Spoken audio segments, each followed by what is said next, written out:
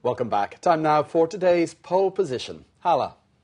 Last week's European Union leaders named Belgian Prime Minister Herman Van Rompuy as the bloc's first president and appointed Britain Catherine Ashton as its foreign affairs chief. Chinese website huanqiu.com preferred the view that these appointments signal that the European Union has moved closer to unification. They polled readers of their website to see if they agreed and asked if they thought that the EU could become one country at some point in the future. Just 15% agreed, saying they thought it actually could become a reality at some point in the future, while a massive 85% disagreed, saying they didn't think the EU would ever unify as one nation. Now, there were a number of comments on this issue.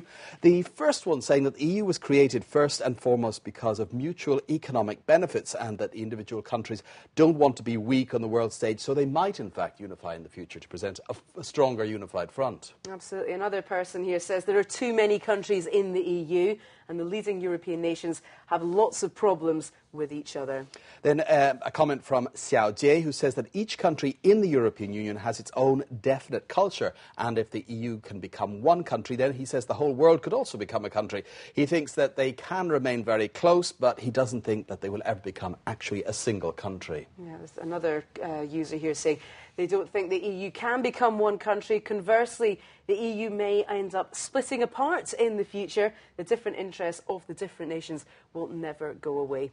Now, interesting that somebody there says that because there are so many different cultures within the EU that they'll never be able to come together. But we have seen the example, for example, in China, where there are several different cultures in the country, different ethnic groups, and it is one country. The United States has very different cultures and growing with the different people who have formed that united people in the United States. Yeah, something which certainly will.